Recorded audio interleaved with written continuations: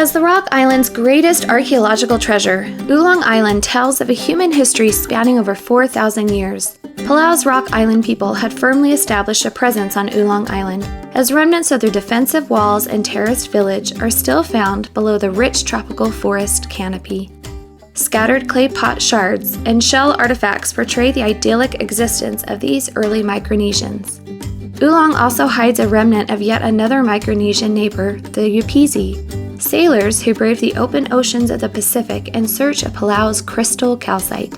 Once found, the Yapese would eagerly carve these reflective stones into their giant stone money, which they would then transport back to Yap. Forgotten by time, one can still see intact stone money on Ulong Island, along with the Yapese quarry site and tools. Ulong Island was also the site of the first recorded history between England and Palau, when Captain Henry Wilson's ship, the Antelope, was shipwrecked on the western reef. With the cooperation of Chief Abdul, Wilson and his men were able to rebuild their ship on Ulong Island and return to England. Ulong Island is home to world-class tropical beaches, sheltered blue lagoons, and towering limestone peaks. It's no wonder that it was the location of choice for the 10th season of the famed TV reality competition, Survivor. Just west of Survivor Beach, one of the most picturesque beaches in Palau, lies Ulong Channel, which is known for its strong currents, seasonal spawning activity, gliding sharks, and one of the most exhilarating channel snorkeling experiences in Palau.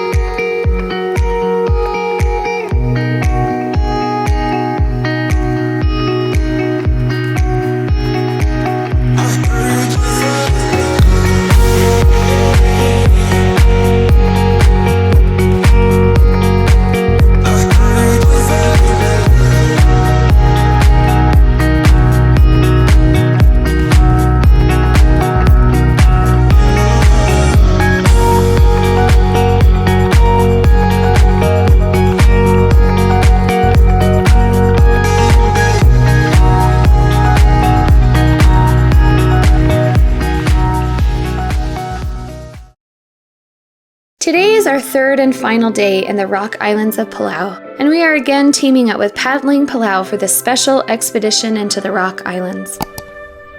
We will be visiting the westernmost rock island known as Ulong Island.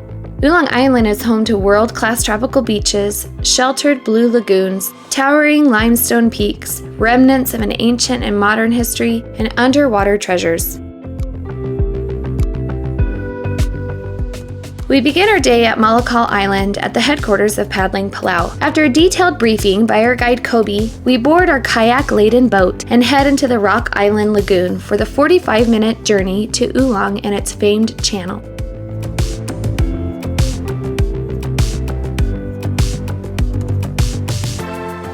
Our first stop is Ulong Channel, where we will drift snorkel each side of the channel, experiencing one of the best snorkeling experiences of our lives.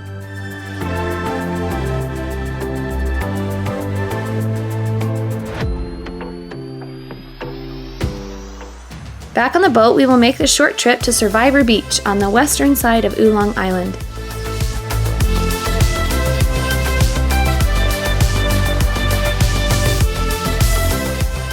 This world-class beach was the filming location for the 10th season of the famed TV reality competition, Survivor.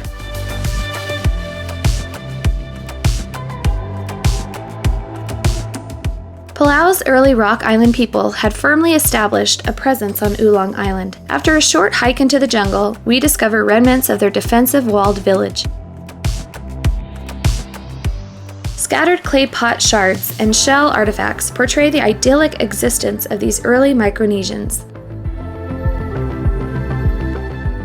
After a quick lunch break, we are back on the boat for a quick stop to view ancient Micronesian pictographs before heading south along the island to Turtle Bay.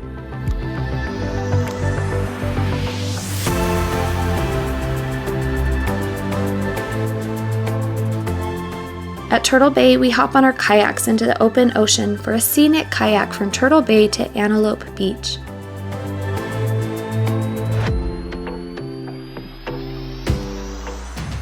After a brief stop at Antelope Beach, we make a short journey to view an ancient Yapese stone money disc.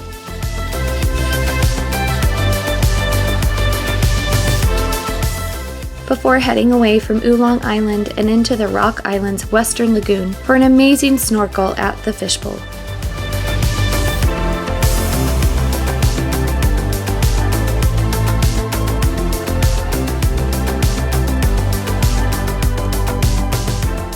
After an amazing day of experiences, we board the boat for one last journey back to Malakal Island and Paddling Palau headquarters.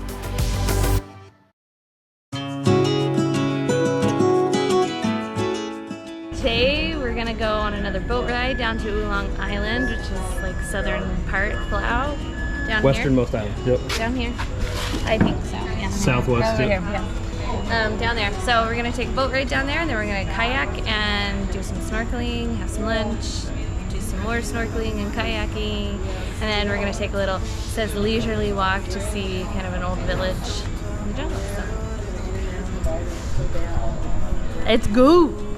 And I would always find somewhere to hide when we were kids, so we could see and hear the water run. The river's gonna cry when you're gone.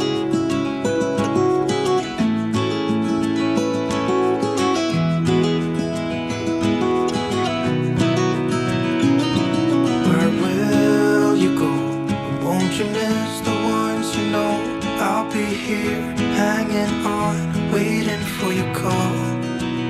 Seems like time as a wave passing by, leave a mark in our minds to turn to memories. The river's gonna cry when you're gone, gone, gone, gone. The river's gonna cry when you're gone, gone, gone, gone. The river's gonna cry when you're gone, gone. Gone, gone. River's gonna cry when you're. River's gonna cry when you're. River's gonna cry when you're gone.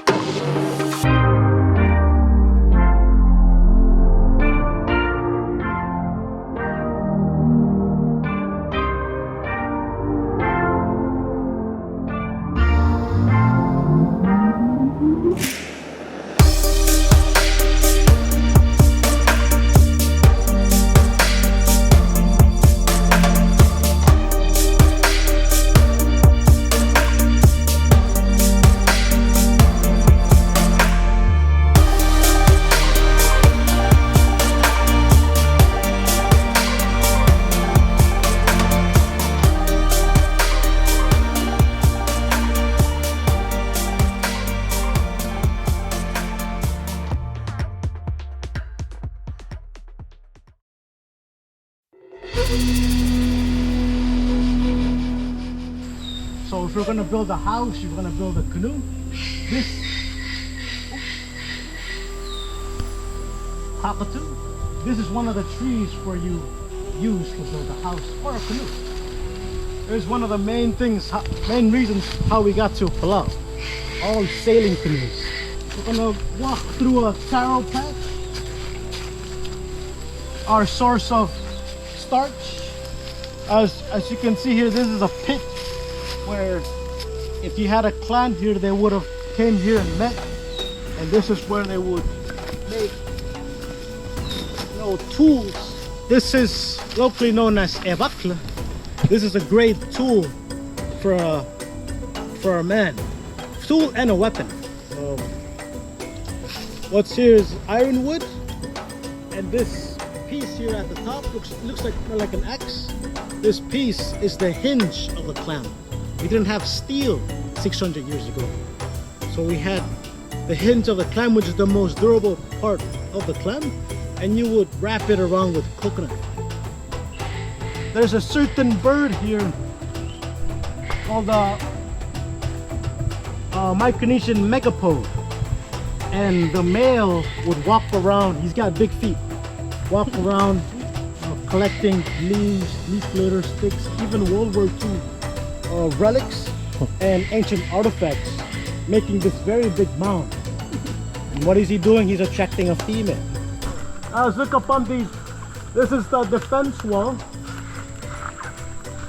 There's usually like a razor snake, usually splitting around here, so keep an eye out for a snake. It's a great sight. These guys are looking for sapphire lizards to feed on.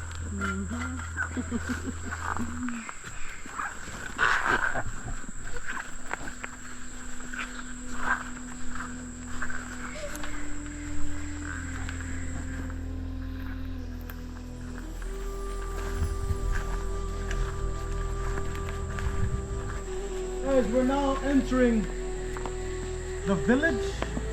This 600 years ago, we know that it's 600 years ago because we had people come in to check out the rocks, the pottery. There's lots of pottery in the area. The high chief is living at the very top. So in the middle is you got the elders, the children, and here at the base level, you've got all the strong warriors living.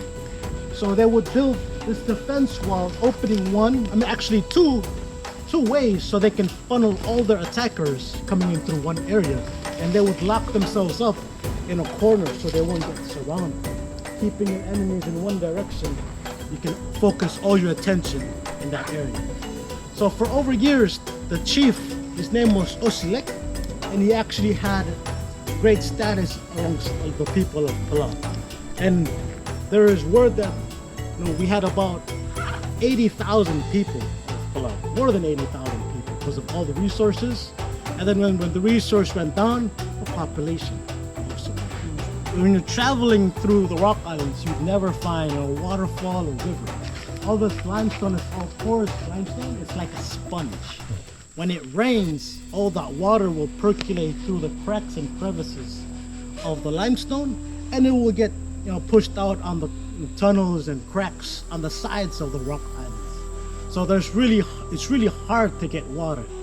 Guys, look around. There's pieces of pottery laying on the ground, even shells, big shells, that you would never really find around these times. So how long ago was it when they first came here? How many? Was it My ancestors? Thousands of years, or? I estimate like 1,000 years ago. Oh, right. And where were they?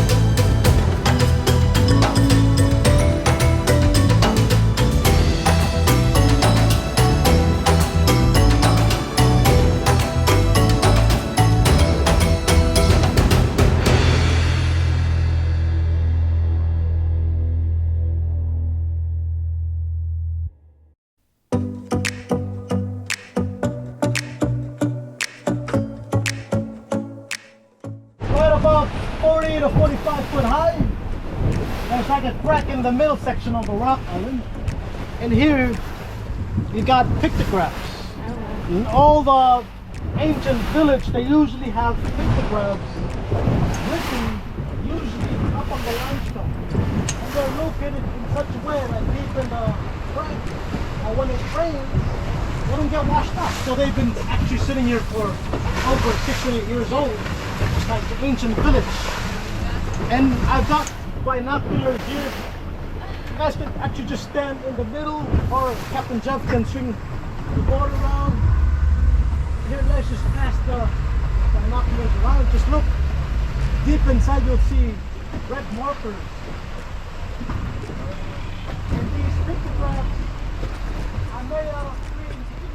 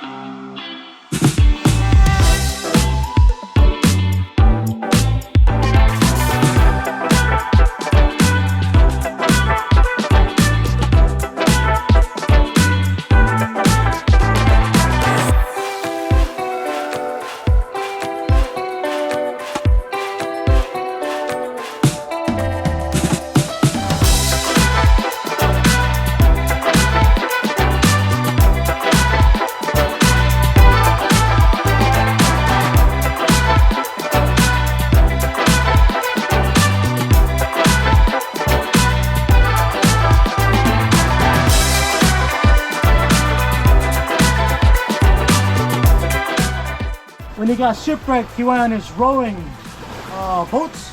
They came all the way to this area, made a big fire, and the chief of Koror, who owns all of the rock islands, saw that there was smoke in his rock island. He thought, there's not supposed to be anybody out in the rock islands.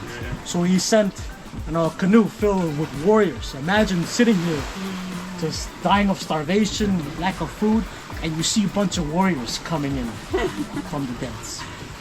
They came in, they saw a bunch of white people, but luckily there was a Malayan strander who got stranded in Palau, and at the same time there was a Malayan person on the same ship. Idyllic actually built a whole new ship, not rebuilt it from the ground, but they took over the ship that was shipwrecked, rebuilt it, and then they were able to sail back to London.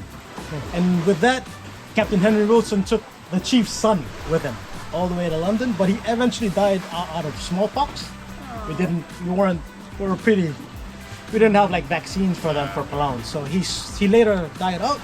But then there's a nice statue of the chief's son in London, representing, you know, education. If you're looking for higher education, so in our community college in Palau, there's a big statue of the chief's son, kind of just encouraging young people to go. If you really to help Palau, you got to go out Palau, get your education, and come back and, you know, help Palau in the future. This is known as the Yapese stone money. And this is carved by crystal calcite deep inside the caves of the limestone. And this is supposed to be a circle. A circle because it represented the moon. The Palauan flag is bright blue or sky blue and yellow in the middle. It looks like the sun. It's actually the full moon, Oragiru. Our way of life really just revolves around the moon. Not just Palau, but all over Micronesia. So they carved it circle like the full moon. And what's in the middle, there's another circle. Perfect circle where they would put tree trunk, which would be ironwood. And that ironwood is very dense. It sinks in water, but it's very durable that you can lift. Put in 4 people on each side, and these guys were built. Warriors back then. So 4 people in both sides, and they would have to carry it from the caves. Because you carry these from the caves, and then you normally have to walk it barefoot down to the beach, and your canoes would be waiting. These guys are Yapese people. So they would be waiting deep in high tide. You put it on your canoe and you have to sail weeks, depending on the wind. It can take you straight to Yap or straight somewhere, but they knew how to navigate at night with stars, with the current flow. And it's interesting because it's not the size. You carry a big Yapese stone money, you'd think it would be worth a lot. But it really depends on the difficulty of bringing it back to Yap. There's a story involved with each stone money. If 5 people died for this big, it's worth more than like 2 people dying for this. So it's really just about the story. When they're carrying it down from the caves, it's not supposed to hit the ground. It's like a bad omen that can happen to you or your family down the line of your generation. When there's a crack, it's just bad luck, bad omen to you. So when it hits, you put it down, no matter how long it took for you to cart. You put it down right where it hits. So it's random spots and all over the Lagoon. You put it down and you simply do a 180, quarry another. But it's all about trading, yeah? So we did like trading with women, trading with resources, because the more women you have in your tribe, the more warriors you have.